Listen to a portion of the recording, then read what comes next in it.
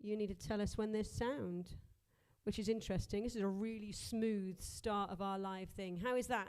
Jackie, do you want to give us a shout? Let us know if you've got sound now. If you're just joining us, you missed so much. If you've been with us all the time, you'll know I'm a complete liar and we've just been faffing about, trying to get everything sorted. So, give us a shout. Make sure that you can hear us. That would be awesome. If you can let us know, Jack, that'd be cool. The mic was not turned on. How about now? Have you got us? Cool. Just waiting for it to catch up and she will know. Yeah! Jackie's in the house, kind of. In her house. We're in this house. Okay. So, Stu, you spent some lovely time in Wales preparing today's preach. Different perspective, different area to get ready. Did it make a difference to how you approached this morning, or did you feel different at all in how God spoke with you about what we were speaking about? No. Cool. So helpful. Okay, so you were talking about the giant of fear. Yes. And I know you spoke from personal experience, which I think always does help to let people know that we are not perfect and that we're not perfect. And also that it's something common. I know many examples in the Bible of people who suffered from fear. You can even just look at the Psalms and see how David reacts in fear and how he pulls back into God. So do you want to just share a little bit about some of your thoughts from this morning? Yeah, well, I mean, it's oh wow, these mics are really on low on the gain. Really, I just, you know, there's so many different kinds of giants, and you know, fear is just one of those giants. And I suppose really we can apply all of what I said, not just to fear, but to every giant out there. You know, I had the board up on stage, and that was smooth in itself. I had to go and get Tom to go in my office and get it once I'd already started, because I thought, oh yeah, I will write it. And I got people to shout out some some giants, and people were talking about finance and rejection, which is the fear of rejection as well. But all these things can be giants in themselves, which can be debilitating, which means it can stop us from doing what we're called or gifted to do. And so one of the things was, I think it was Psalm 56:3 was talks about, you know, when fear comes, I put my trust in you, as the psalm writer said. And that's where we have to go. And so I was also talking about the whole thing of, you know, so often in fear, so just a few different jump about thoughts from what I said. One of the things was that we take our God to our fear.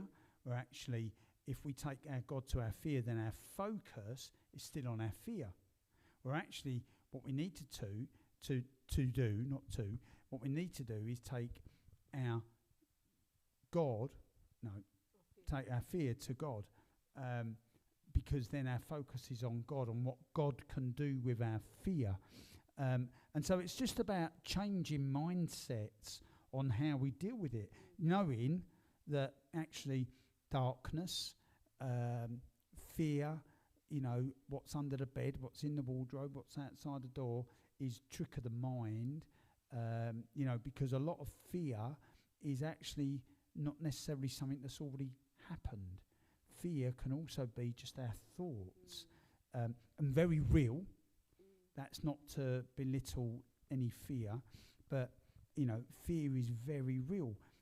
You know, I was saying that we'll probably have a load of more fear coming out of the pandemic of people that are fearful of coming back out, you know, and that's very real for people.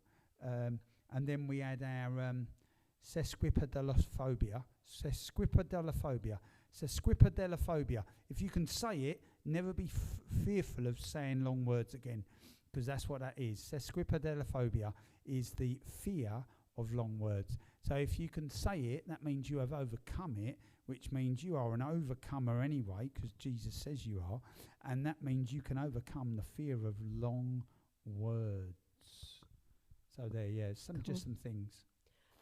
It's interesting actually, because as you're speaking, I realised how much it ties into what we were talking to the children about in junior church.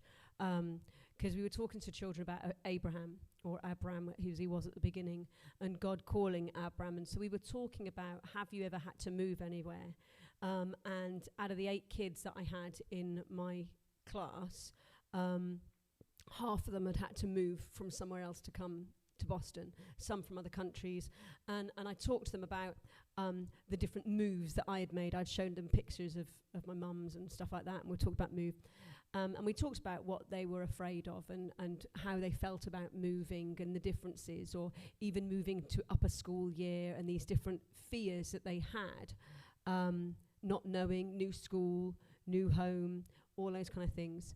And the aim of what we were talking about to the kids about this morning was obeying God, and how Abraham obeyed God. But Abraham was normal, so must have felt fear of the unknown. I talked to the kids saying, I'm into the unknown. I talked to them about how when I went from Wales to London, I knew where I was going. And when I went from London to Lincoln, I knew, at the time I hadn't been to Lincoln, but at least I knew to go and step out and not know takes a lot of faith. And faith is only backed up by obedience.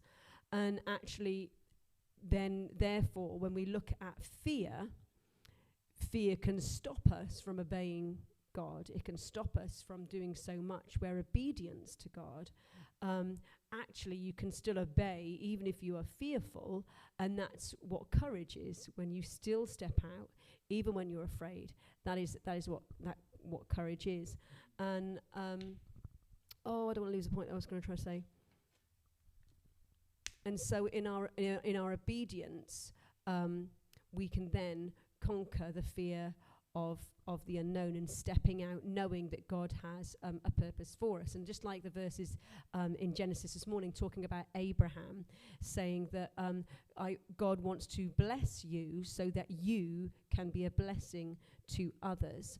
And actually fear can trap us from that giant of fear. Yet if we continue to obey, even if we, you see, fear cancels out trust. So if you then trust God, actually you can trust even when you're scared, and in obedience to that, you're acting out on your faith in that sense then as well. So that was really quite powerful this morning, talking to the kids, going, God has a purpose. He blesses you to bless others. And actually then also you can act out in obedience. Yeah, I'm lost it now because you distracted me. There's people coming through the door, so that's distracted me. I lost my train of thought. But yeah, so I just found that interesting actually, in fear, the things that the kids are afraid of as well, and actually how we can trust God so we can obey him. So it was interesting what you said there, because what I was talking about was that so David, who fought Goliath, and Goliath was a giant, a physical giant, and a physical giant, or a giant that we face in the sense of spiritual, physical, whatever that is. What happens is that the giant is there to keep you down. The giant is there to keep you hidden in a dark cave so that you cannot see the light, and it blocks your way and stops you from seeing your destiny. David, what he did was got his destiny and went through the giant in faith, because he knew that God was with him. So when we're dealing with giants, what we have to do is step in faith. And as we step, God goes with us. Because we know that, because God, it's in his character. He says, I will never leave you, I will never forsake you. So we know as we step, that God goes with us. So it's about knowing that God is with us, which means, go back to Psalm 56:3, which says, trust in him. You know, so yeah, so that's where. Any questions? So I think that's quite interesting then anyway, isn't it? In the sense of, then is it about trust? Does fear come out of a lack of trust that God's going to come through? I think sometimes, because fear can, fear of failure can stop you from doing what you're gifted and called to. Fear of rejection can do the same thing, because you won't go there again. Because even though someone has said no to you, it's maybe a no to your idea.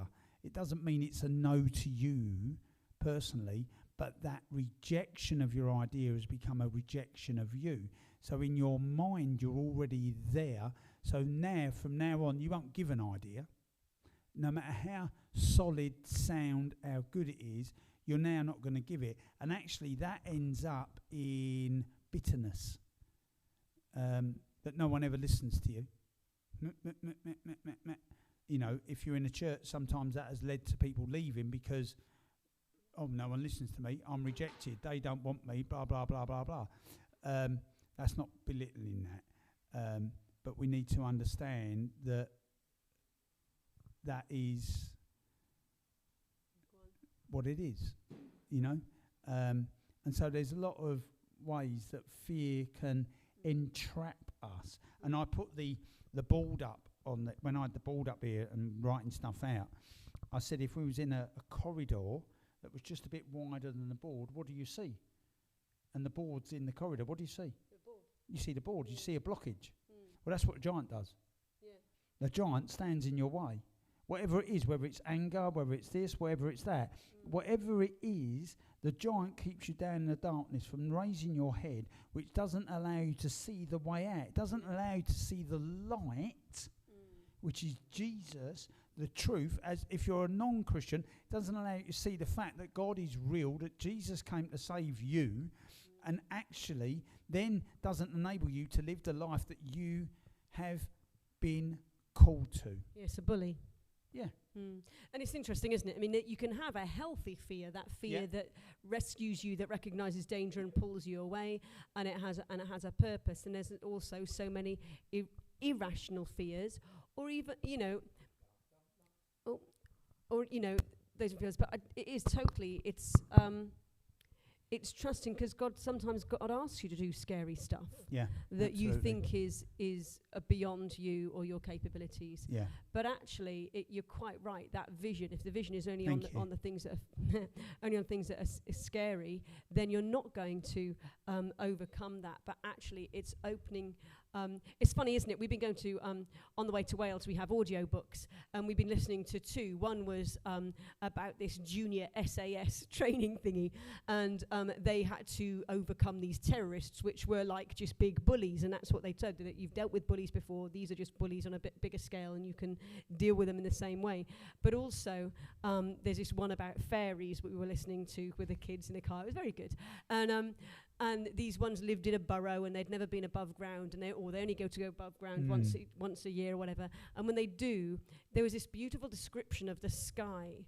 That one of the fairies like, wow, they never realised the ceiling could be so high and so vast and so great and unending. And actually, we so often narrow our view onto one thing, where we realise God is so much bigger. In fact, I was talking to my daughter this morning during the worship. God, I know she's very fearful about going into a new year and exams and tests, and I was like, God is so much bigger than any test, any time in school, any year group. God is so much bigger than that.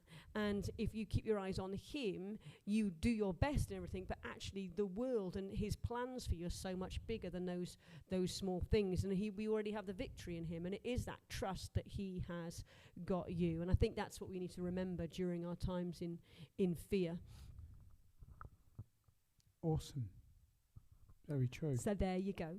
Yeah, no, I was just saying that with God at our side, it's like we was talking about yesterday. Talking about it's like you want to go on a ride, but you're a bit fearful, and so you want someone else to come on the ride with you. And I used it as the kids, but for anyone, you want someone to come on the ride with you, so they'd sit with you, and that makes you feel more comfortable. You might still be scared, but you face the fear because someone is with you. Well, God works in that same way, you know, but also saying that you go on with them and they've enjoyed it, and then actually you watch them fly because they're like, I want to go back on again, and they don't need you to go back on then. They're ready to go themselves if they're allowed to, age and height. And so actually they fly. And so, but God works in the same way. You know, we start to fly, and then all of a sudden we hit the scary corner again where we look like we're going to come off the rails. But actually God's got us. He's got his hands around us. He's mopping our brow. He's holding our hands. He's got his arms around us. He's cradling us. He's doing all that he can to take away the fear. So that helps us face the fear. So it's just a step of faith then in understanding that God is always with us. I'm reminded of, I've got my mum's voice in my head singing the old hymn that Don't says, drop the microwave. trust and obey. And it says, trust and obey, because there's no other way to be happy in Jesus than to trust and obey. And it's a bit cheesy, but it's so true in that trust and obeying in his perfect will. But if you guys want to listen to more or dig a bit deeper, we have book club tomorrow, which will be looking again at this and going through some of the scripture and giving you a real chance to discuss that live on Zoom. So if you want to be part of that, you want Tom our will be WhatsApp there group, giving all the answers. then do please give us a shout if you don't have a link already, and we will see you there. Awesome. But for Sunday, we love you guys. go grab some it's lunch. good to be back after Have a a good holiday. day. See you later. See you later. I'll go Goodbye. and turn it off. Stuart's going to run, turn off the live link, go grab your coffee, sort your lunch out, and we will see you soon. Mwah.